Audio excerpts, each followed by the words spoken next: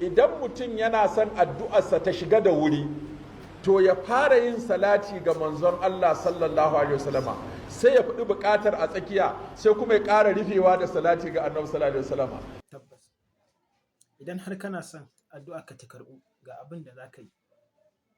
Idan mutum yana son addu'arsa ta shiga da wuri to ya fara yin salati ga manzon Allah sallallahu alaihi wasallama sai ya faɗi buƙatar a tsakiya sai kuma ya ƙara rufewa da salati ga annabi sallallahu alaihi wasallama. Yace addu'ar da salati ga annabi suka ritsa ta, farkonta salatin annabi, ƙarshenta salatin annabi, yace to wannan addu'a ba ta dawowa sai an amshe ta. To da ka fara yabo ga Allah, ka yi salati ga annabi, sannan ka faɗi buƙatar, sannan kuma ka ƙara. Sannan ana son naci, tunda abin nan ne ba naka bane.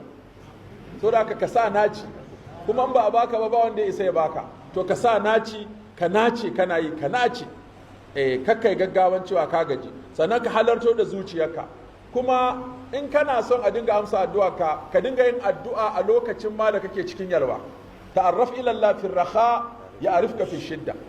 Yanzu wani bai san Allah ba sai bai da shi. In kuma yana tafiya ba ruwansa da masallaci, ba ruwansa da addu'a. Amma da abu ya rikice sai gan shi a sahun gaba. Ya Allah abu ya rikice.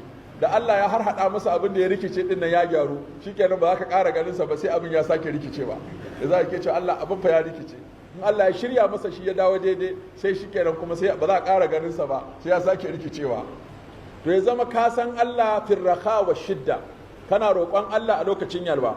Idan mutum yana son addu'arsa ta shiga da wuri to ya fara yin salati ga manzon Allah sallallahu alaihi wasallama sai ya faɗi buƙatar a tsakiya sai kuma ya ƙara rufewa da salati ga annabi sallallahu alaihi wasallama. Yace addu'ar da salati ga annabi suka ritsa ta, farkonta salatin annabi, ƙarshenta salatin annabi, yace to wannan addu'a ba ta dawowa sai an amshe ta. To da ka fara yabo ga Allah, ka yi salati ga annabi, sannan ka faɗi buƙatar, sannan kuma ka ƙara. Sannan ana son naci, tunda abin nan ne ba naka bane. To da ka sa naci, kuma in ba a baka ba wanda ya isa ya baka. To ka sa naci, ka nace kana yi, ka nace.